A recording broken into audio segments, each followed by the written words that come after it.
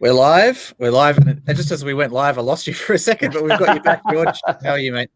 I'm doing awesome, Chris. Real nice to be here. Thanks for having me. That's no worries at all. We were bonding a bit over some mutual LA experience before we went live. I was talking about being an Australian, man. There's so many, like the culture is very different in Australia. Usually you might have a bad whole part of town or a bad city, but you don't have bad streets. And that's one thing that really got me unstuck when I went to LA and I dropped off my hire car and I thought, hey, I'm just going to stay in Inglewood because it's quite close to the airport. And I'm sure there's some nice people in Inglewood. But, you know, as a man who's never been to the US before, was in another country, I got a bit of a shock when I went to check in and there was bulletproof glass at the reception and all of the windows had bars on. It's like one large bank that you went to stay at. It's unfortunate that was the first entree into your visit here with Los Angeles. There are some beautiful coastline. I live in Hermosa Beach, which is close to LAX. So the next time you come through town, we have a couple extra bedrooms. Let me know and you can stay with us. Okay. That sounds good. And I ended up going down to San Diego, and honestly, that was my favorite. It's so much like Australia down there. It's coastal, nice weather, it's mountainous. You know, you can see straight into Mexico as well. It's awesome. It's really nice. Yeah, San Diego's my hometown. I grew up in a spot called Solana Beach, which is Yeah, okay. right around Del Mar, La Jolla, if you've ever heard of those those I went towns. around. But yeah, I've never been to Australia myself, but I've heard that it's very similar to the terrain of San Diego. Nice place to be from. Yeah, for sure. So, mate, let's kick it off as we always do. Let us know a little bit about yourself before we got a lot to talk about. Yeah, absolutely. Well, again, thank you for having me on the podcast. It's exciting to meet you and your viewers. My name is George Pappas. For those who are joining us today, I'm one of the vice presidents of a group here at Anschutz Entertainment Group. AEG is the acronym within a group called Global Partnerships. So Global Partnerships really is the sales and active agent for all of the properties under our entertainment portfolio. AEG, we own and operate a global portfolio of venues. So, for example, we own Staples Center here on the LA Live campus.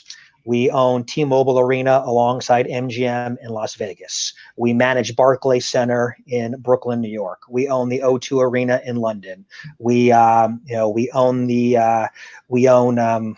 venues and we operate venues all across the globe. So whether we're building something in Nashville right now or something in Puerto Rico, our management team operates and programs those venues from a content standpoint. You move into another bucket of ours. We have a sports portfolio. So we own a third of the Lakers. We're one of the founding partners of Major League Soccer. So at one point, we owned 6 of the 10 teams when the league started up in 95, 96. Cycling tours, food and wine events. We've got a significant amount of live programming and content that we activate here in Los Angeles.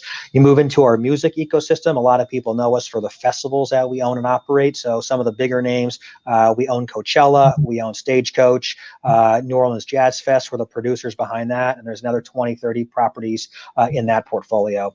You go into our digital division. We have a ticketing platform called access.com.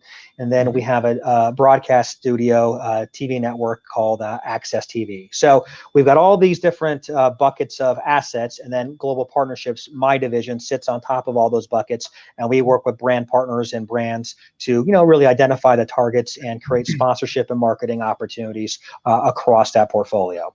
So my background, just give it 1 second here. I started working for an ad agency in San Francisco, ran a piece of business for Sprint and 24 Hour Fitness. During that time, when I got attracted to really sports marketing, because we were doing all these sports deals with Shaquille O'Neal and Magic Johnson and Lance Armstrong and all these high profile athletes, they were basically given gyms and memberships in exchange for the likeness and rights. And we were out marketing these clubs on behalf of those athletes. And it really said, hey, you know what? There's a business behind sports here. I really want to get into it. So got my master's in sport management. Went to a group called Six Flags, and we bought a production company called Dick Clark, which was run by Dan Snyder, who owns the Washington Redskins out of DC. That business was one went bankrupt, one was sold, and then I moved over to Viacom. I ran a sports property for them called Bellator, which is in the mixed martial arts field, very similar to Very similar to USC. Yeah. And then that business changed hands as well. And then I joined AEG 5 years ago, really running sales and sponsorship for the LA Galaxy. And at the time, the venue that they played in was called StubHub Center. The naming rights of that venue has since changed. It's now called Dignity Health Sports Park. But as I'm mentioning these names, Staples Center, StubHub Center, Dignity Health Sports Park, our group global partnerships are the ones responsible for selling those brands, those types of naming rights opportunities. But that's not all we do, because naming rights is one piece of inventory amongst the entire ecosystem of the portfolio that we own and represent. And how do you work with brands to really get into the weeds and create that fan engagement that brands are looking for nowadays? Because a sign on a building is one thing, and it becomes part of the vernacular when you're talking about Staples Center. I know there was a very unfortunate incident that happened a week ago with Mr. Kobe Bryant, and Staples Center was one of the was his home venue, and he really built the venue over 20 years that he was with our team. So the name has a positive association with it, but at the same time, there's other things that take place within our portfolio. Yeah, it's interesting, kind of picking apart one of the major things I got from what you were saying that's very different to, say, the traditional esports market is you have ownership in most of the things that you're selling at the same time. It's super common in this industry to have sponsorship agents or agencies, and often they're just PR agencies that are kind of moonlighting as that at the same time, who will sell sponsorship on behalf of commission for teams or events or leagues. But it seems to be the opposite way with you guys, where you do, like you were saying, have a 30% stake in a team here. You have complete ownership of a stadium there. Is that something that you see more often in the traditional market? And you think that's something that's going to come across to our market? Well, there's a couple things that are at play. We have we're a private ownership company. The gentleman owns our company is Mr. Philip Anschutz. He is a very patient man, very under the radar individual. He's not one who you'll see and read much press about. He has a long-term focus with whatever we get involved with. So when we decided to enter, into the sports entertainment business, his first acquisition was the LA Kings, the hockey team of the NHL. They were bankrupt for the second time.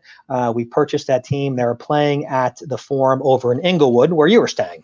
And the Inglewood, the Forum was a bit of a tired venue, being that he was a real estate speculator. He got turned on to the fact that there was a significant parcel of land for sale in downtown Los Angeles, which is where we ultimately built Staples Center, LA Live, the 2 hotels that we operate, 20 restaurants, Xbox Plaza, Microsoft Theater, etc.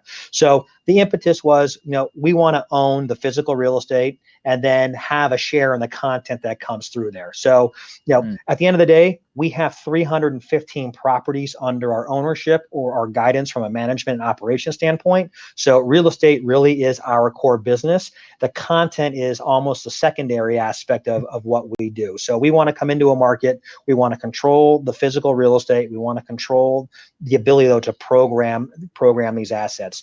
The ability with scale, though, gives us a lot of leverage. So if we have, 100 stadiums, 100 arenas, and our music division's looking to book an act, let's say Taylor Swift or Katy Perry, we can go out and create a global tour for them, not relatively easily, but with one brush, we can cover off all the major global markets, right? So those are things that our artists and our talent and our bookers look for is, what is the depth and breadth of the portfolio that we have? We continually to add to that portfolio. So we identify markets, years in advance that we know are going to be burgeoning in the future. And we have patient money. Mr. Anschutz can, sit on a piece of land, and he can wait until the city or the economy is ready for us to move into the marketplace. So that can be seen with what we did in Berlin. That can be seen with what we did in London with the O2. Same thing happened here in Los Angeles. But to your point about teams and ownership, we got involved with hockey. We moved the team into Staples Center. Staples Center opened October 17th, 99 with Bruce Springsteen. And then we went right into hockey season and then right into Lakers season. The Clippers slowly followed. But at the same time, when that was all going on, Major League Soccer was starting up. And, Mr. Anschutz was approached to invest in a team, and he did alongside 10 other owners. One was Lamar Hunt with the Kansas City Chiefs. One was Mr. Robert Kraft with the Patriots. And at the negotiating table, 7 of the 10 owners decided to pull out, and Mr. Anschutz decided to fund the league with, owning 6 of the 10 teams. During that process, it's kind of funny when, we just had the Super Bowl. The trophy that's awarded is the Lombardi Trophy after the famous coach. In the MLS, when you win the MLS Cup, It's the Philip F. Anschutz Trophy. So it's really named after Mr. Anschutz because he was the long offer equity position in 5 of those 6 teams. We maintain 100% share of the Galaxy. But what happened with us is because we got involved at that level, the league really listened to us and decided to say, hey, you know what? We trust AEG, so when we decided to have a designated player, we brought David Beckham in, it was good for the league. When we brought Robbie Keane from Ireland, it was good for the league. When we brought Steven Gerrard in, it was good for the league. So we've been able to really, aside from winning 5 championships, we've been able to elevate the league status and stature based on the quality of players and the names that we've been able to bring in. So to that point, we want to have ownership, where it makes sense. We are a risk-averse company. Even though we're as big as we are and as global as we are, we're very patient. We just don't jump into things. So the impetus of what we saw with the MLS was very it aligned from a parallel standpoint to what we see with esports, right? So we hit a trend back in 95. Franchise values back then were $25-30 million, right? It was still a big chunk of money. Franchise values today for MLS are $250 million. So people thought we were idiots back in 95. Now they think we're heroes because we've done extremely well betting on that. We identify that same trend with esports. So no different than, we've hosted League of Legends championships at Staples Center or Mercedes-Benz Arena in Berlin or Accor Hotels Arena in Paris to, the International with Dota in Seattle or Shanghai. We were noticing these trends of these people coming into our venues. We've held, 5 major championships from League to Dota to Counter-Strike, Overwatch League. And with that and seeing all those audiences, we were working with ESL to book these, to use our venues as the platform to host them. Identified an audience early on that we weren't really capitalizing on.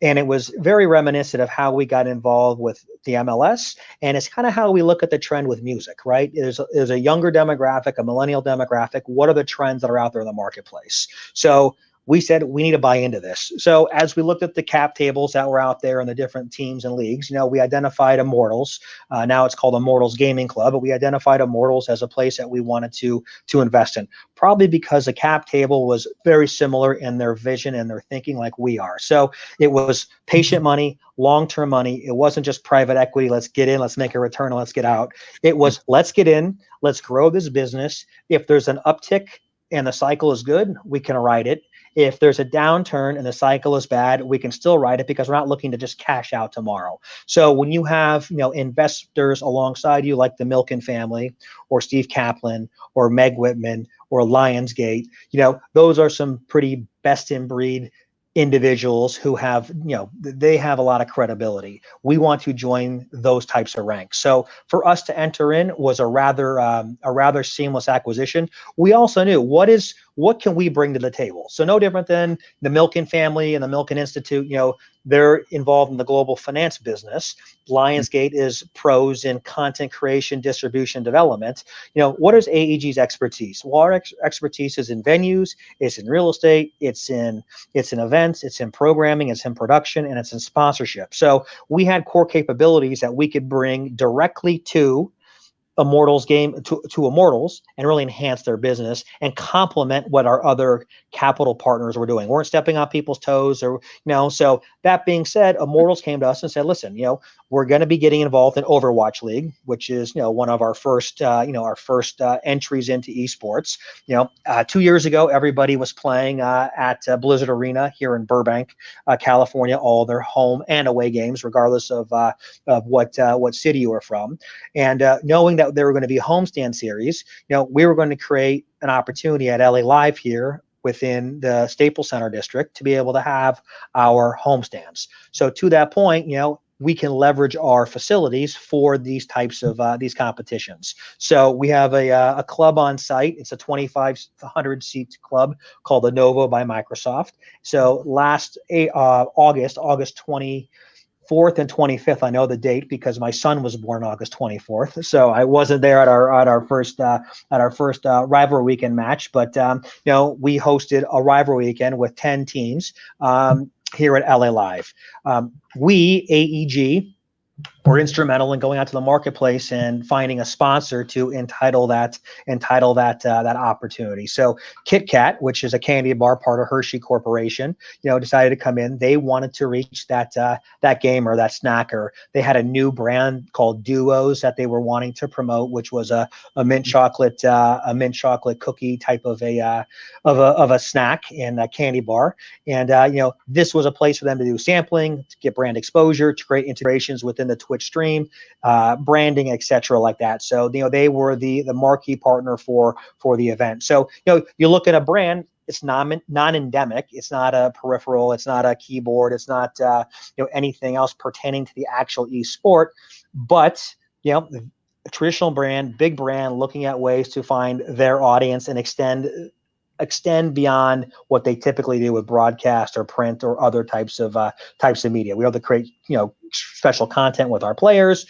They had a dunk tank on site. It was all about rivalry. So if LA beat San Francisco, one of the players from the Shock got in the dunk tank, and a fan was able to dunk them in water and do fun types of integrations across the event weekend. So, and what that does basically is it gives Kit Kat the ability to say, okay, let me try something new. I haven't been a part of this. I have a budget set aside specifically to test esports, and then from there we can gather some learnings, and now we can plot what the future looks like.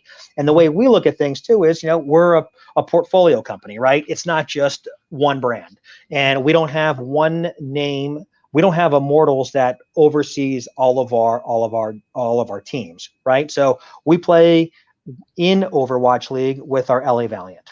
We play in League of Legends, with our Immortals team. We play in Call of Duty with our Optic Gaming team, and we're going to play in Counter-Strike with MIBR. So, and a lot of this has grown through, acquisition.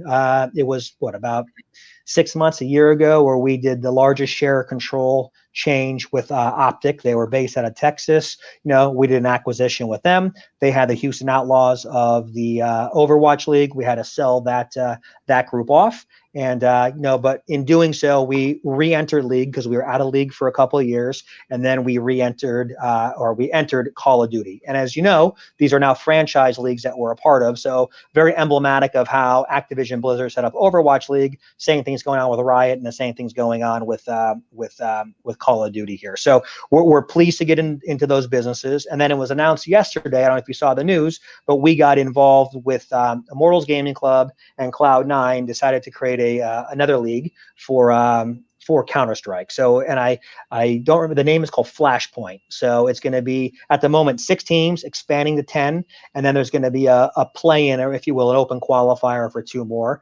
that aren't going to have to pay a franchise fees to get in. But the league's going to start up kind of mid-March. It's going to run for 4 weeks, and then we're going to leverage an AEG venue for the finals in Stockholm. So the Ericsson Globe in Stockholm will have 9 days of playoffs and the finals, etc. So again, how do we get involved? AEG is involved from the standpoint we're an investor in the team. We're a sponsor. We have a sales arm that's able to go and bring in sponsors to help drive revenue. And then we're able to go and program our venues for content and then drive audiences who are going to buy merch and popcorn and sodas, parking, all those types of things. So we have an engine that we need to feed. That's probably a reason why we really want to have some sort of ownership stake in the content that we do bring into the venues. Kind of a long answer to a short question. Yeah, and no, it makes sense, and it best describes for the people watching on Twitch or LinkedIn or listening to the podcast later exactly how full service what you're offering is. And it's different. It's very different to what the traditional esports industry is used to. Like I was explaining, they're not used to having that large corporation that can A, trust that this audience is something worth doing, B, put their money behind it, as like you were saying with capital acquisition, but C, have the patience and the ability to have that patience to sit on that asset for a long time and rise through the peaks and the troughs. And I mean, one special distress asset you talked about was Optic, for example. That was a team that went through a big peak and then a massive trough, and then you guys were able to pick it up in that downturn, similar to say the MLS that you were saying, which is the same in Australia here with the NBL, National Basketball League, with Larry Kesselman, who purchased it as a private owner and owned a majority of the teams and has slowly been selling those teams off as the league grows and as his kind of share in the market grows as far as that goes too. part of my question then is how did you originally identify esports as the audience? There's always those buzzwords, 18 to 24-year-old millennial males. They like to spend a lot of money on things. They're not reaching out, but still you don't see many of those brands or companies really reaching out to those people unless it's through music and TikTok and other public means. So how did you identify esports, and what does esports compare or compete with for your attention? So I'll ask a double question. Another one is, we had a strategic investor come to us, want us to run some live events for them. And they were saying, look, us investing in your company isn't you versus another esports property. It's versus us investing in a mining company. It's versus us investing in a website, in an agency, in something else too. So I'm interested in learning those two things. Number one, how did you start that discovery service for really wanting to getting into gaming and esports? And number two, what's the main competition for your time? Yeah, no, absolutely. And I think the impetus for us really getting into the esports market was our just entire platform. We survey trends all the time, right? We're looking out at, 5 years ahead of us, 10 years ahead of us. What is happening in the marketplace? Where are markets evolving? What are people interested in? What are people doing? And it really was the fact that we had ESL as a partner back in 2011, 2012, that was, linked up with us, selling out these venues in a heartbeat. I mean, literally, they'd turn the ticket engine on and boom, 20,000 tickets would go overnight. The audience share was crazy, and the fandom and the fanatics that would show up at these arenas, that was reason enough to say, this is real, this is credible. We don't have this. We have fans that go bananas at Lakers games. We have fans that go bananas at Galaxy games. We have fans that go bananas at Coachella. We know fandom. And this was one spot for us that really wasn't being touched. So, and then again, as we looked at the cap table, right, when you have brands like Lionsgate or the Milken family that are invested, there's credibility there. There's a track record there. There's people who, are betting on success, who have a track record of success. We have the same thing. And because we're able to bring complementary assets to something, not that there's never we can't fail, but there is that patient ability for us to come in, right the ship, figure out how this is going to best work, figure out how we're going to best monetize this. At the same time, Noah Winston was the CEO of Immortals when it started, the founder of it.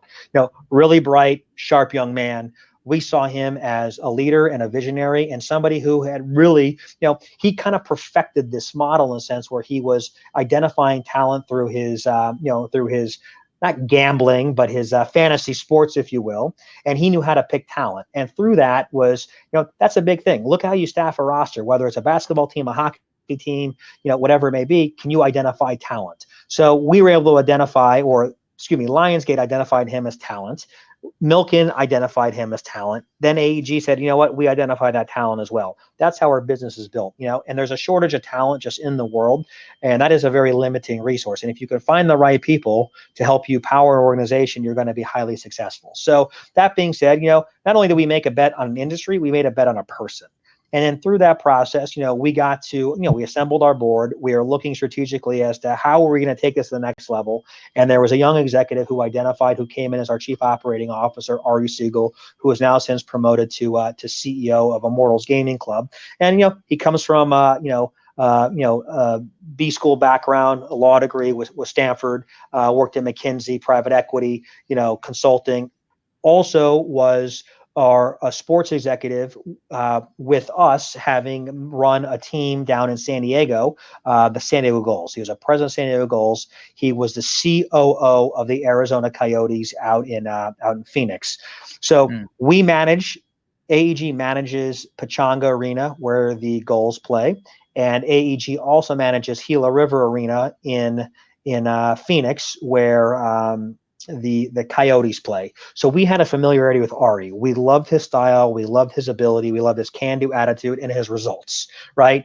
Big thing with us and our entire organization, AEG, is about two things: representation and results. How do you represent yourself? How do you represent your business unit? How do you represent the brands and the properties that you're responsible for? And are you delivering results? And results are not always economic, right? Is passion up, is fandom up, we're going to look at the economics just because that's what a business, needs to make profit at the end of the day. But we were working with a gentleman who we identified as being a leader, being best in class in his industry. So when we brought Ari in to be the CEO, it was just a natural extension when Noah was ready to move on to his next chapter that we were going to elevate Ari. It really was Ari who was the impetus for identifying trends in the marketplace. So back to your original question, why esports, how esports? It's like we bet on somebody who we believed in. We bet on somebody behind him who we knew would be, we were creating a bench of assets. No different than if you are playing baseball and our pitcher goes down, we need to have somebody on the bench who can come in and replace that starting pitcher. Same thing with this, right? We had an ascension plan to bring somebody in who could take the torch and grow our pie from what it originally started off, which was Immortals. We got out of a game with League. How do we get back into League? Because we know it's important. We know we were one of the top 5 most followed brands within the entire industry. So we wanted to get back into that game. How do we do it? Growing organically was probably not the easiest way to do it. So, if there is an acquisition and a share control, Ari brought this to our attention and said, this is a place that we should bet on. And again, we have some bright minds at the table with Meg Whitman, former eBay CEO and HP CEO, right? And Milken and AEG and Lionsgate all coming together saying, you know what? All right, we can identify and we can spot how this acquisition is going to benefit our company. And with the acquisition, literally overnight, we went from, not a small share of voice, but, to 37 million audience viewership standpoint. If you looked at the United States, our fan base of 37 million people is only second in population to the state of California, which is kind of funny. So, a lot of people came to follow. Those are engaged audiences, depending on which team that we're looking at, there's 4.5 times engagement rate when we put out social content. So these are all metrics that we looked at to say, these are places that why would we want to invest in esports? Because of the metrics that we were looking at from what is Optic bringing to the table? How does Ari Siegel going to right the ship? And what is our next path forward? So like before you and I got on the call today, I talked to our CEO at Immortals Gaming Club, and I said, hit me with the headline. What's brand new for us? And what the brand new thing was Flashpoint, is the fact that we're getting into a Counter-Strike league that we are creating alongside Cloud9. So it's things like that. We're doing things that other organizations aren't doing, right? And also the portfolio approach is we have different games that compete in different leagues that have different audiences. We're not just one. If the New York Yankees participated in baseball, basketball, football, soccer, golf, and it was all called the Yankees, you might get confused. That's why we have different brand names that compete in the different orgs. So it's or the different leagues. So we're long on this space. Again, because we have the venue footprint, not only is Immortals Gaming Club able to succeed, we're able to go out with ESL or other promoters, and we're able to program other venues. And now as these leagues are growing and people are looking for home bases, we have those ability. It doesn't matter in what market and what country, on what continent, we're able to find a home for esports content. So does that give you a little bit of, does it help answer the question? Yeah, a couple of interesting things out of that. Number one, like you were mentioning, is having a different organization or different team within each game. That's always been a really interesting one to me. I mean, the basic case study, looking at Australia, an AFL team here called the Essendon Bombers purchased a League of Legends team. But when their main Twitter account starts tweeting about League of Legends, their fans, I think justifiably so, are a bit upset because they don't follow this AFL team for hockey or tennis or swimming or poker, nor do they follow them for League of Legends. And sometimes that confusion can happen. And even if you're looking at a basic metric of Instagram engagement rate, I did a lot of this study late last year, and single team organizations have just such a better engagement rate because of that same reason. If you're following Immortals for League of Legends and then they start talking about CSGO, that's not going to be relevant to you whatsoever. And you're likely to fall out of their algorithm, and they're going to have dormant followers across all their social media accounts. So it's been an interesting trend for me to watch a few people like this. There are some teams, say like OG, who won the International, who were a single team game, albeit they kind of had a Super Smash Brothers player, but are now expanding into other games, which I'm very interested to see how that affects, their marketing and particularly their engagement rates, which, as we both know, are quite important. It's really interesting to me to see that single team focus. And to that point, right? So, and it's also a sales ability for us when we speak to brands, right? Because if we're posting content that's red blood oriented and there's a brand that wants to shy away from that, and we're populating a feed with that type of content, or it's all on the same, they're gonna be deterred from wanting to do a partnership with us. So we can go to them and say, hey, we have a green blood game, if you will, with Overwatch, or we have something completely different with MIBR and Counter-Strike. It gives us just a better sales ability, or the opportunity exists where we can put a brand across all those different teams, and and make it a seamless ability. So, but that's how we identified that very early on. This is how Noah wanted to set up the organization. We agreed wholeheartedly with the vision. Ari feels the exact same way. Why put up, content for a fan of Overwatch League when put up content for a fan of Overwatch League that's going to reach that audience and they're going to care about and they want to engage with. Don't show them something that they don't care about. So we see that, and that's just something that's a differentiating point for Immortals. It's a big thing for us. Yeah. One of the other things that you mentioned is that basically every game you're involved with, and now especially with Flashpoint coming up, is either a traditional or non-traditional franchise league. And I really want to get into that discussion with you guys. As a large traditional company, does the franchise league offer that sustainability and support that you're looking for, that safety? Like, why a franchise league versus, say, Dota 2, which is completely open, anyone can qualify, anyone can win? That's a really good question. I'm going to make an assumption or two. Yeah. I would say, just based on past history, and the economics and stability of how things work in, with professional sports in the States, you are part of a franchise league. And, there's, the NFL just capped off the Super Bowl, right? I mean, probably one of the most valuable leagues in all of professional sports is the NFL. What's launching next weekend is the XFL, right? Jim McMahon and his WWE organization is going to be putting some significant resources about trying to create I'm going to say minor league, because that's not the right term or respectful term, but more of a semi-pro type of a league. It's going to have different rules. It's all owned by one individual, if you will. Yes, there are different markets within it, but he owns the whole thing.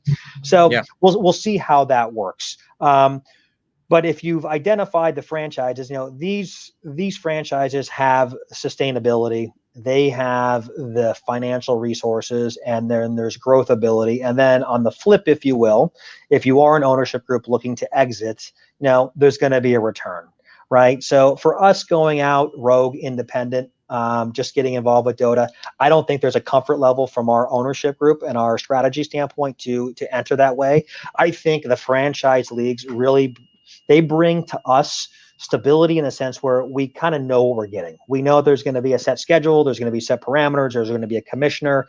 We're able to leverage our venues, we're able to build content, we're able to build audiences, we're able to create a merch program for it, sell sponsorship, and it's a model that we understand. It wasn't a crazy stretch for us to get involved in those types of franchise organizations, where I think if it was more of a one-off, more of a, hey, let's take a flyer on this and see how this works, we probably wouldn't have been as interested in doing it.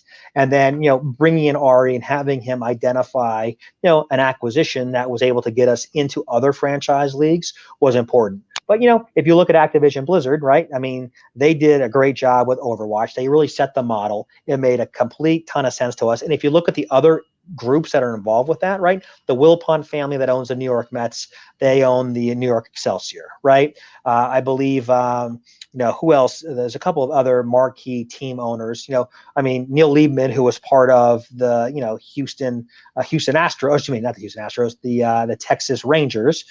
His investment group was involved in the Houston Outlaws, right? So you see these major ownership groups that put their money into these esports franchises, kind of knowing that, hey, I'm buying into something that's familiar. And I think that's why you've seen these big sports entertainment companies getting in, whether it's, Harris Blitzler or Kroenke Sports Entertainment, because they have familiarity with it. I think if this didn't exist, you wouldn't see that type of money in, and you would see more of the private equity money, more of the, Silicon Valley money, more of the high flying dollars who, are willing to take a quick bet to see how things operate. But for us and a lot of these team ownership groups is, we can move fast and we can be nimble, but we're not going to be, as fast and nimble as maybe some other industries. So we want to see something that's tried and true, something that makes sense, something that works, something that we have familiarity with and provides a comfort level. So I would say that's probably why these franchise leagues work for us, and the reason why we're now going, okay, we've seen how it works. The model's there. We've seen how Overwatch has done it. We've seen how, League of Legends is operating. We've seen how Call of Duty is operating. We know the playbook, for lack of a better word. Let's see if we can apply it. Now, listen, Valve's a great partner in what they do with Counter-Strike, but certain things that are run that way, with ESL, they don't maybe have the time and the dedication and the resources doing these maybe smaller, localized types of events that create more of this fan engagement. So one of the drop-offs that we saw, not in a negative way, was all the home and away games for Overwatch League were taking place at Blizzard Arena. And, if you were a fan of the Seoul Dynasty, chances are you're not coming over from Seoul to experience a game at Blizzard Arena. But now that, these teams are having their home models, it's really giving people the ability to create that fandom, create that passion, and to participate, be more. Esports is very participatory because of the nature of the digital medium, but because now that you're bringing those homestands out to major markets, people can go experience them. And it's no different. In a couple of weeks here, we have the Harlem Globetrotters that are going to be making a stop at Staples Center. They're going to be going to several other markets within our venue portfolio. But again, so this kind of traveling roadshow, if you will, I think is going to do extremely well to build the fandom. And it's funny because one of our investors, Michael Milken's son, he has, several children, and, he says, hey, I have Lakers tickets, I have Galaxy tickets. And, we also are going to go to the Overwatch, the Valiant game. That's what his kids want to go see. They want to go to the Valiant game. So it's becoming a generational thing where, 20 years ago, my dad wasn't taking me to an eSports event, right? It just wasn't what he was into, didn't even know. It didn't really exist. Actually, not 20, 30 years ago. Didn't really exist. Yeah, video games are out there, but didn't exist. Now I've got a 5-month-old at home, and I guarantee you in a couple of years, I'm going to be handing him my phone. There's going to be games on there. There's going to be entertainment. It's going to be part of his everyday. And at some point, he's going to say, Dad, I want to go check out this team. And there's going to be the ability for me to go to a venue and take him to a match. So it's all kind of coming full circle, and it's new content. It's a new industry. And from an AEG standpoint, we're going to capitalize on it because we have the best in class venues globally to be able to host some of this amazing content. And an interesting point or a question that I've made sure to ask most of the senior people, say team owners like Ann Matthews, the co-founder of Fnatic, having on people like David Parker, the co-founder of Beyond the Summit, who runs their own tournaments and has been a commentator at the top leagues for many, many years, and even FaZe Clan's chief revenue officer, always asking the same question, which is how the maturity of these non-endemic and mainstream companies coming into the space, has it been slower than you originally forecasted? Has it been faster?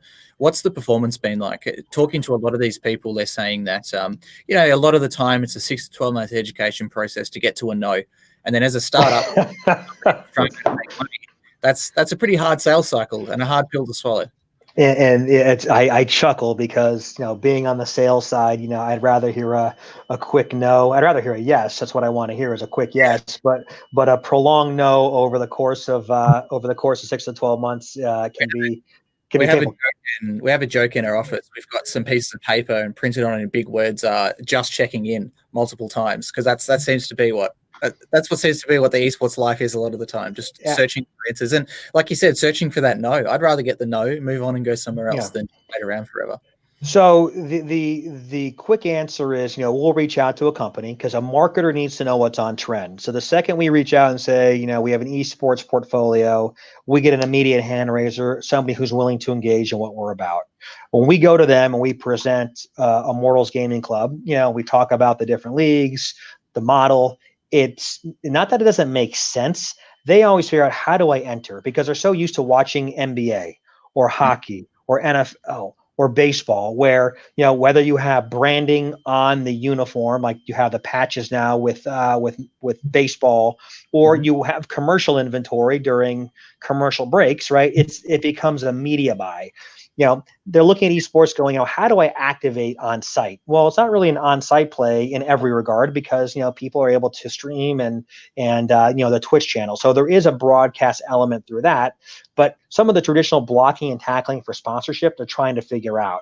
So to that point, people will entertain and engage a conversation, but to your point, 6 to 12 months, we seem to get a prolonged no. You'll have the dialogue, there'll be a hand raise, there'll be interest, we'll put a presentation, a deck in front of them, some amazing ideas and ways to integrate with the teams, integrate with the players, content opportunities, and then it just kind of turns into, okay, we got it, we just need to vet it because our CEO keeps hearing about this thing. So that was probably 2 years ago.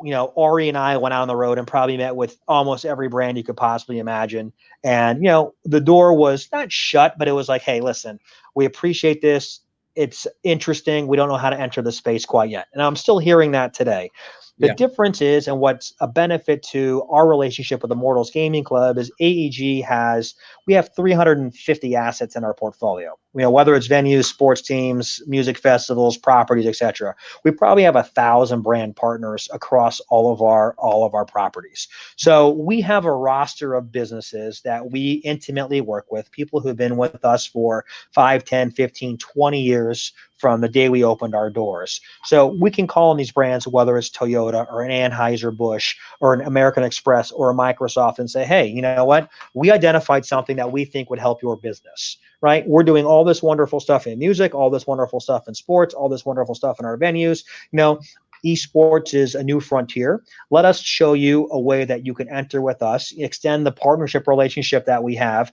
There has been trust and credibility that has been built throughout the decades. So we're going to put something in front of you that's going to make sense for your business. So case in point, we went to Microsoft. We created a whole girls and gaming platform. A big thing with Immortals is also a value system, right? I mean, we monitor our message boards, we monitor our online forums. We want to make sure that there's no disparaging things being said, there's no misogyny. I mean, that is a value of our company, right? It's accountability, it's transparency. So that being said, we went to Microsoft and said there's an underserved community within esports, whether it's girls in gaming, whether it's LGBTQ, whether it's family. We want to be able to provide something for all these different audiences. So, we went to them and said, we want to create a girls in gaming summit. There's the Microsoft Lounge over here in Culver City. And we're able to really create an event, for females, by females, female executives. And that was an impetus to just be able to create content and its dialogue for the industry that has been underserved. So Microsoft was all in on that. They bought it on that. They don't have a problem with awareness, but what they have a problem with was brand love. Right? You look at Apple, you look at your iPhone, you watch an Apple commercial. There's a certain cachet with that brand that they have from an audience and a user standpoint. Microsoft products are amazing. I just don't think they have that same type of emotional appeal at that real heartstring, if you will. So they wanted to create something that really mattered to their audience, and that's why we got in business with them. To the point, though, is AEG had a major relationship with Microsoft. They have the naming entitlement rights to the theater here on the LA Live campus with Microsoft Theater. Our 40,000 square foot plaza, which is our Times Square, if you will, of Los Angeles, it's called Xbox Plaza. We do a significant amount of business with them through software, laptops, whatever it may be. So we have a good relationship with them. We know their entertainment marketing team. They're always looking to identify new things. Xbox, as I mean, they're big into gaming as it is. So it wasn't a crazy stretch, but at the same time there was a relationship built. We were able to go to our brand partner and say, hey, we want to introduce you to our team at Immortals. Let's create something that matters to you. So that's exactly what we did. Right? So across our portfolio, we mentioned Hershey a while ago with Kit Kat. We inked a Tinder deal with our music festivals, not too long ago. But through that conversation, it was, we are launching our app in Brazil. What do you have in that marketplace? Great. Well, MIBR, our Counter-Strike team, they're the big dog on the block down in Brazil. Let's do something with them. We'll do, some traditional assets. So to your point, it's easy to see traditional assets. So we put, a logo on the jersey. They wanted to do something where if you signed up for Tinder Gold or Tinder Plus or whatever it may be, you had access into this VIP party. So there were different levers that we could pull with them that they cared about, right? We got involved with, what are some other ones?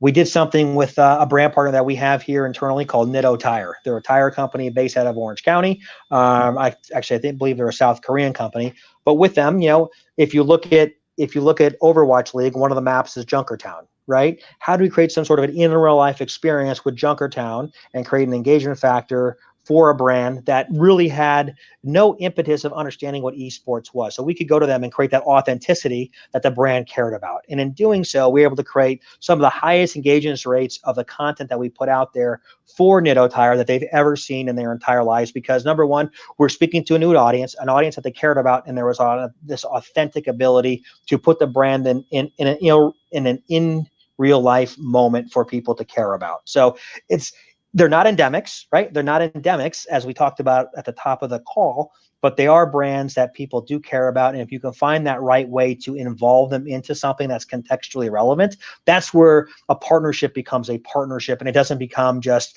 a brand beating somebody over the head saying, we're a brand, look at me, right? So, we announced, I think it was today, a relationship with Toyota. They're going to be involved with our Immortals League of Legends team. So we're very, very excited about that. And same thing, right? How do we create content that people are going to care about? So that is to be determined. The deal team with Immortals, who's led by Royce Wilson, that's something that he's in partnership with those guys and going to be working very closely. But conversely, AEG has a massive relationship with Toyota, whether they have an on-site opportunity here at LA Live with auto displays, whether they buy out-of-home media with us on our screens, whether they're activating inside Staples Center, or they're doing something with the LA Kings, or they do something at Stagecoach, our music festival, or they do something with the LA Galaxy and the StubHub Center. We've got all these different properties, and they can come in with one fell swoop, ink one deal, sign 9 properties, and say, you know what?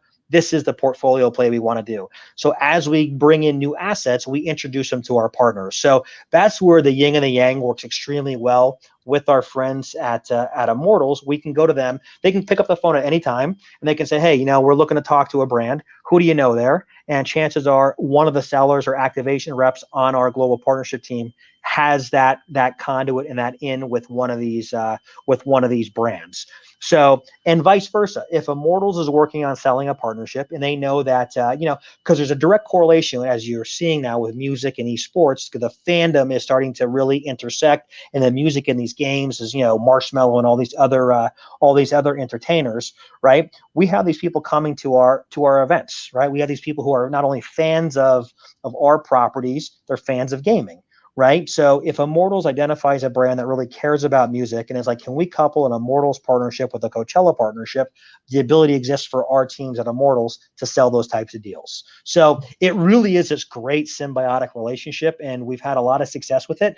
But back to the original point, there was a lot of hand raisers to say, hey, I want to talk about esports. I want to understand esports. I need an education in esports. My CEO and my chief marketing officer is asking me to really understand this.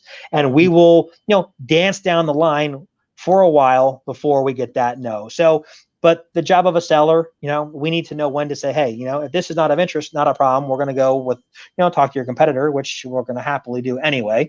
But the point I'm making is, everybody's at a different point with the life cycle of their brand. This is, again, we're very long on the esports space. There's ability from a content standpoint that we feel is amazing, and the engagement value that we talked about with, the various specific theme or Twitter and Facebook and different handles for Instagram for the particular team that we can affect, and create much more engagement. The other thing for us is, one of the things that we're seeing is, we're moving, we're growing. Immortals is growing. We're moving our group into a new headquarters over in Playa Vista, Marina Del Rey, if you will. And as part of that, we're taking over 16,000 square feet. We're going to move in later this summer, but it's a blank canvas. So, our deal teams now are looking to say, okay, how do we activate our brand partners within this new space? And I know we saw the other day that, Nadshot created some content for a brand because they did a campus naming rights deal with their training facility. We're going to look to do the same thing. So we're out there in the marketplace now, and what will happen is, every Wednesday here at AEG, our global partnership team gets together and I'll present, hey, this is the new status of what's going on with Immortals Gaming Club. And we're going to be moving our team into a new corporate campus. We're looking for an entitlement partner of the whole thing. So every time we refer to content creation that we're going to be doing here at the training center, it can be literally owned by XYZ brand, right? And then within that construct, no different than you look at one of our stadiums, right? Staples Center, the naming rights to Staples Center, and then you go to the Delta Suite Lounge. All right, well, maybe one of the wings of this venue, the new headquarters, can be the Delta Gameplay Lounge or whatever it may be, right? And then how do we create content where our players who are going to be traveling the globe to participate in all these different events can create content through Delta in their red carpet lounges, earn Sky Miles, and then fans can cash in Sky Miles to go do an experience with our Immortals team, right? So it becomes this much bigger platform that we get very jazzed about and excited that there's a lot of opportunity to work and work with best in breed brand partners and help them identify new areas within the entertainment landscape that's growing and provide that comfort level. Yeah, there's two major lessons I want to pull out of there for anyone who's listening. That you said one is keeping things as simple as possible. I think is extremely important when selling to these brands. A lot of the time, it's been my personal experience and talking to a lot of others too. When a brand says, "Hey, we want to talk about esports. What should we do?" and then the esports person will say, "I don't know. You can do literally anything." And then the conversation just devolves into 2 hours of potential discussions, nothing really gets done, and then no deals get signed. Everybody's time gets wasted because there's too many things that are discussed. And I think that leads into the second part of what you were saying, is that a lot of esports people, because they don't have that traditional experience like you have, and the influencer managers as well, is they don't think of what they have to sell as inventory.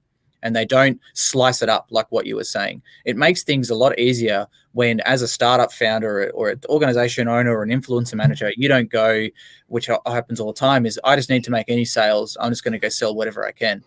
It makes sense when you can slice it up like you were saying and say, okay, I've got a naming rights to sell. I have a left of jersey sponsorship to sell, and I have a specific League of Legends thing to sell. Then you can put some dollar values against that and then figure out how much you need to sell that for, go out and make that happen. And it makes your job much more clear and much more open. And I think those two things are what so many consultants, team owners, startup founders, etc., are missing in the industry. And it seems like such a basic premise when you talk about it, but I've been exactly that same situation. You're like, yeah, I'm a startup. I got to go make some money. Let's just go sell whatever we can sell. But you're going to a company and they're like, I don't know what you're selling me. Are you selling me consultancy? Are you selling me a sponsorship? Are you selling me influencers? I don't know. But if you can take the approach that you were talking about and have it very specifically laid out with dollar signs next to it all, not only can you value that better internally for your business, but also it just makes so much more sense for the brand that was potentially buying. Listen, totally agree. And as we all know, the marketplace is, I'm not going to say cluttered, but there's a lot of inventory out there, lots of different teams, and not just in esports, right? I mean, you asked me, we compete against the beach here in Los Angeles, right? The weather's always nice. People are out of home, so there's always something else going on. So how do you have that authentic conversation with a brand? How do you provide real tangible benefits? And to your point about inventory, how no different than you asked us, why do we get involved in these franchise leagues? Because we understood the inventory. We understood what we were getting involved with. It wasn't just this blank space of, hey, we're going to get into esports, and had no idea where the structure was. There was structure. So when you go to these brands, the same thing. They need some guidance. They need some structure. Fortunately, we have a nice brand partner list that we can go to. There's familiar conversation, which then the trust is already built in, which allows for that that dialogue. And listen, these partnerships are pieces of clay. We all want to put our hands in it and make it the best that we possibly can. What happens with us here at AEG is we can overwhelm brands because we have so many things. So how do we start at one place? And the beauty of the 350 assets that we have is we can start at 0.1 and we can grow you into 10 points. No different than I mentioned, Toyota is touching 9 of our assets. The same thing with Immortals, right? We can go to a brand and say, hey, we're doing business here, Microsoft, at LA Live. Now we've got something new we want to show you. And with that familiarity, we can know and create this Girls in Gaming Summit. And it was a huge win for us in building our relationship. No, it makes perfect sense. And like you were saying, it's something we've discussed a lot in my content before about the supply versus demand. There's so much supply in regards to esports teams. Everybody's looking for sponsorship. There's an unlimited amount of esports teams out there, but the demand has not been generated thus far from the brands actually looking to purchase. And like you said, the demand almost seems fake a lot of the times because every brand wants to talk about esports. Every investor wants to talk about esports. I'm sure you could get a meeting with Elon Musk if you found his email and said, "Hey," but the actual demand from the brands is very low. Whereas, for example, why my company is working so much with influencers at the moment is because there is a long-standing existing demand in that space and equal amount of supply. And it's obvious that, you and AEG are really working on generating that demand, which is not something that you often have to do in most markets, right? Yeah. You don't a traditional sports team, an NFL team looking for a major sponsorship doesn't usually sit there empty for a long time where you just go, damn, what kind of brand would be interested in this? Who could I sell to? You've already got that prospecting list that's been developed and likelihoods of success. No, we do. And, to that point, you talk about influencers and content, and we know, listen, that is a part of every dialogue that we're having now with almost every brand. Can you hear me okay? Because you were cutting out on me. Yeah. Okay. So, so listen, we have a brand partnership with a company called Allergan. I don't know if you've ever heard of Allergan, but they make Botox. They make aesthetic drugs to enhance the way you look. We've called on them for years. There really was never something in our portfolio that made a ton of sense for them. We created a content division, right? So as part of that, we now have a studio, an internal studio that can go help companies create content and build around IP that the brand finds of interest. So Allergan's not showing up at Stagecoach and giving people Botox shots, but what they're doing is they're engaging our content team, leveraging the IP of our assets like Stagecoach, our country music festival, and telling audiences, hey, refine the lines, perfect your look before you show up festival ready. So we're now able to create all this great content, go out and source an influencer through our talent division, create something and then push it out through all these digital and social channels. And there's never has to be anything on site. So, somebody look at that through that same lens and that same prism with esports, right? You have all these athletes who are digitally connected, who have fan bases, right? How do you create things that are compelling for their audiences that people care about? Case in point, we do something with Immortals. We've got a fun property we created called Gamer Snacks. And it's just an online content piece where a couple of our guys will get together, and they're very polar opposite. One is Custa and one is another player. I'm blanking on his name, but they'll get together and they'll create something. They created Kit Kat brownies, and it's so tongue in cheek, and it might be a 5 to 15 minute content piece where they're creating some sort of food in the Immortals kitchen. But we have 20, 30,000 people that are subscribed to this channel, and the completion rate's 98% because it's fun content. People care about it, and it's hitting a demo who is engaged with this particular influencer fan base. So we agree, influencer is a great way. It's not everything, but it's a part of our strategy and something that is very important to us in the community from a brand standpoint. What kind of brands do you want to see into the space? It seems a lot of time when there's smoke, there's fire, right? So we saw, I think it was either Mercedes or BMW got in first, and then since then we've got pretty much every major automotive manufacturer over the past 12 to 18 months are all into the space now. From Hyundai to Nissan to every. Obviously the obvious snack food brands, that makes perfect sense. The endemic brands, they're always going to be there no matter what. But what brands are you tracking for the future? Yeah, that's a really good question, right? I mean, for us, we look at all the major categories, right? No different than we have here on campus at LA Live. We've got an auto partner, a spirits partner, a beer partner, a hospital partner, a wireless partner. We're going to look at it and identify all the major categories, right? But then you look at it and say, health and wellness for us is an important thing. We were one of the first to really want to have equal player treatment for all of our athletes, right? We wanted to make sure that accommodation was made. If you look at the Lakers, they have a massive relationship with UCLA Health, right? You look at the Golden State Warriors, they have a massive relationship with Kaiser Permanente, right? So these are professional athletes. That being said, we want to have a relationship with a hospital, right? Or a healthcare provider. I think that is a place that we've identified that makes a ton of sense. So health and wellness, these people are, these athletes are sitting at their computers, they're playing these games. Is it eye health? Is it mental health? What is it? Those are things that are important to us, right? So that's a space that we think is on the rise.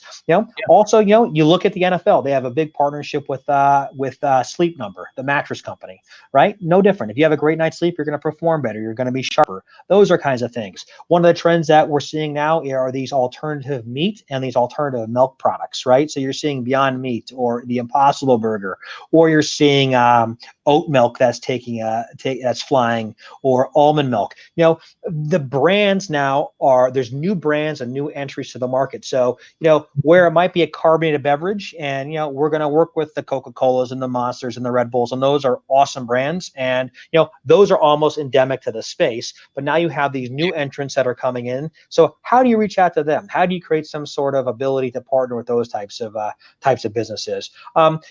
What's big now too, I mean, we're seeing it everywhere, are these streaming services, right? Where everything from ESPN Plus to Quibi to Disney Plus to whatever it may be. So, the broadcast paradigm is changing as well. So are there avenues and outlets through our teams and our channels where we can help partner with one of those brands to either create content for it, or is there ways to promote them from a commercial standpoint? And we have a massive deal with Netflix here on the LA Life campus.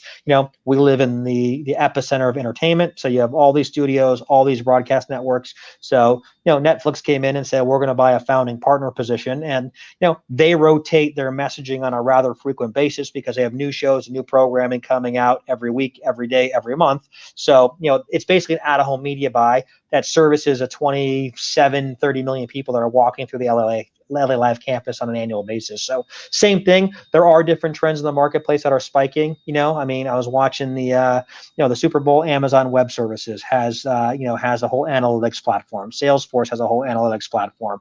Microsoft and their cloud computing is a whole analytics platform. So those trends are out in the marketplace right now as well. So no brand is off the table, but it's about creating that storyline as to why they're getting involved. How can we enhance their business, and how can they enhance our business in an authentic way? And it's really that through line that you can then take to the marketplace and say, this is what we're doing with XYZ brand. This is why it makes sense. And this is how it's going to better enable your experience if you're playing esports or whatever it is that you're involved in.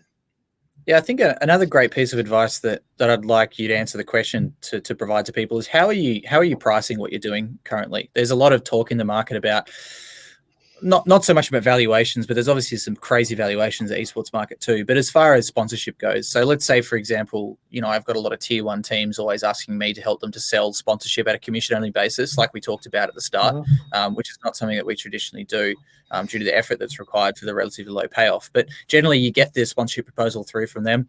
It might say how many Twitter followers they have, what engagement, might say how much money they've won. But then there's a price at the end. And asking them to justify that price quite often comes back with the answer, well, that's the market price. And I ask them, well, what's the market price based off? And they say, it's what it is. Yeah. I think there's a couple different answers to that, right? So if we are pricing a deal that includes several assets within the portfolio, whether we're adding in, we have a major relationship with American Express, right? American Express touches 100 plus properties within our portfolio. They do a massive pre-sale with us. So when tickets go on sale to Staples Center, Amex customers have the ability, 24, 40 hours before the pre-sale to have their own pre-sale for cardholders. So when we were renewing the deal and they were looking at other assets in our portfolio, Immortals was something that was important for them because they wanted to get into esports.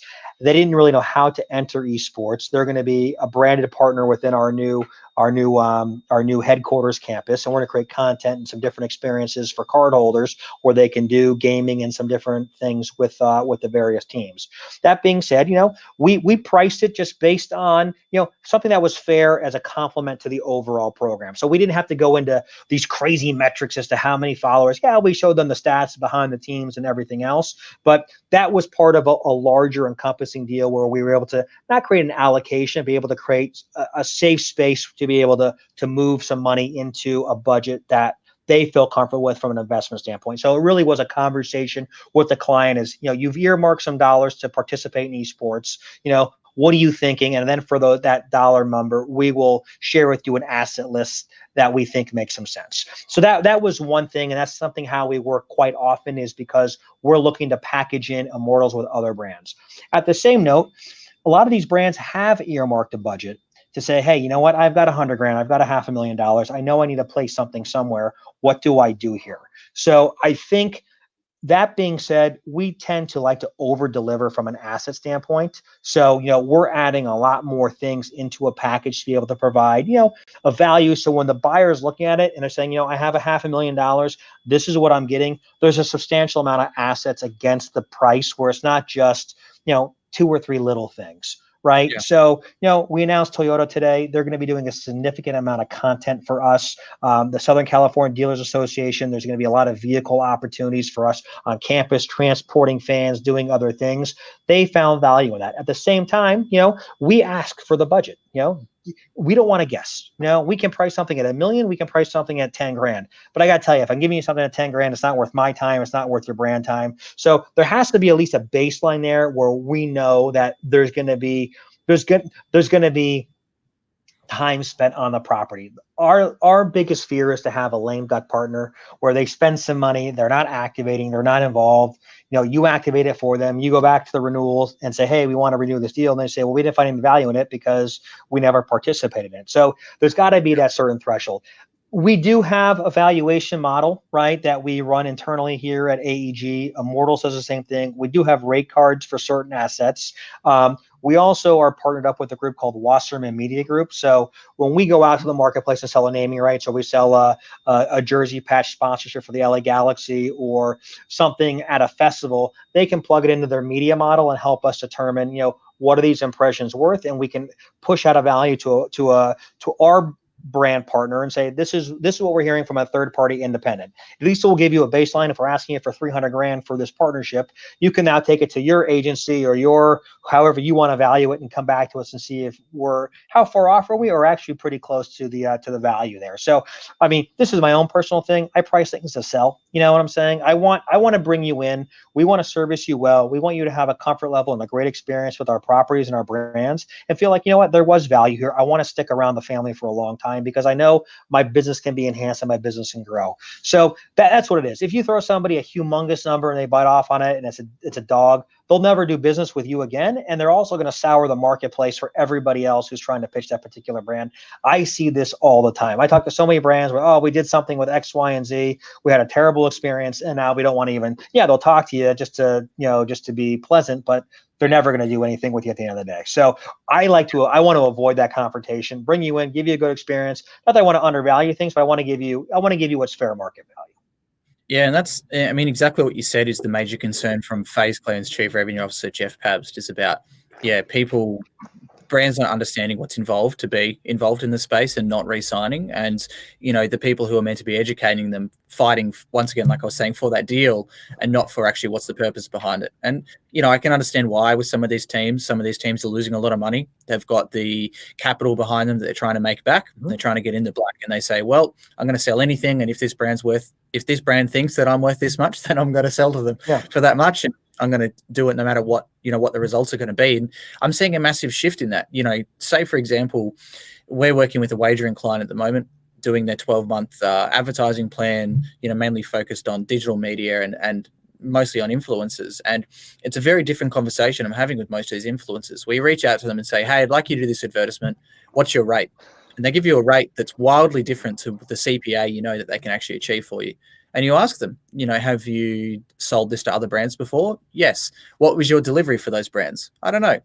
And that's what happens a lot of time with these guys. And people with similar sized channels will have wildly different rates and, different ideas of what platform is worth compared to another. I've got some influencers who will flat out refuse to post on Twitter and would rather do 40 Instagram stories with swipe ups, which is fine with me because that delivers so much better for me. But even trying to put the onus on these influencers and managers some of the times has received a bit of kickback as well. Them saying, look, here's the price. And if you want it, go for it. And my answer is similar to like what I was saying before when we were talking about a potential strategic partner is it's not me saying to them, hey, I'm going to use you at your price versus another influencer. It's I'm going to use you versus I'm going to use Facebook advertising, or I'm going to use a local soccer team, or I'm going to use Google ads or something like that. And I think that's one thing that a lot of people don't understand with esports. Like, yes, there is a premium because it's interesting, it's an engaged audience, it's hyped, but what can you sell that's better than any other medium? What's better than a Netflix placement in a show like Game of Thrones or something like that, a HBO placement in Game of Thrones, which is equally watched by as many 18 to 24-year-olds as esports. And people, I think, in esports get that darling idea that we're in this amazing, exciting new thing, but we're still competing against the NFL. We're still competing against Netflix. We're competing against Fortnite. We're competing against the beach, like you said, in LA and in Australia as well, obviously. So, there is a certain premium, but I think that premium is starting to slip now when teams are no longer, raising capital at a 22x valuation or charging, $5 million campaigns when they should really be 300,000 for, a basic jersey and one tweet per month on their 200,000 fan Twitter. Yeah, listen, the market will settle all this, right? If people are overpaying and they're not getting the results, they're going to pull back, and the market's going to stabilize itself from a pricing standpoint. So it just has a natural tendency to do it. I think the big thing for all your viewers, if anybody is in a sales capacity, it's really building a relationship with a brand and adding value. Is not just, you give somebody this much, but you deliver this much, they're going to trust you and say, what, that's an organization that I want to work with. And I think that's why AEG and Immortals Gaming Club have had a lot of success, is because, listen, we're going to price ourselves the way we price ourselves, but people are going to get into our business and say, what? We like working with them because they said what they're going to do. They over deliver on what they're going to do. They have other assets that we can grow into with this group. And you know what? We can start taking money that they're spending on those other mediums, and we can start repurposing it within our portfolio of brands. So we become that media extension that, we can compete against the beach because we've got beachfront real estate. We can compete against the Netflix. We can compete against the Hulus. We can compete against other teams, because if you look at our portfolio, we're in literally every global market. We're participating in almost every single type of sports. We are now in esports that is spanning the globe. We've got music content that is spanning all different types of genres. So it's very hard pressed for people to look past our offering. The thing is, though, how do I digest it down to get somebody in the door to believe what we're saying, to trust the ability to give us that shot? But that's why we look at our brand roster. And listen, never going to be with you 100% of the time, right? It's brands ebb and flow based on budgets, objectives, and sometimes they want to pivot and do something completely different. But when somebody pivots one way out, another brand is pivoting one way in. And I've entertained different calls all the time with, whether it's a juice company who's saying, we want to attract a certain type of a demographic, to an auto, to an airline, to a new credit card that's coming online. I'm drinking a coffee right here. We've got something almost for everybody. And I think that's what's the beauty of IGC and the beauty of AEG and why we work so well together, is we've got this great open relationship. Yes, we are an investor, we're a strategic investor, and we're a very active investor with them.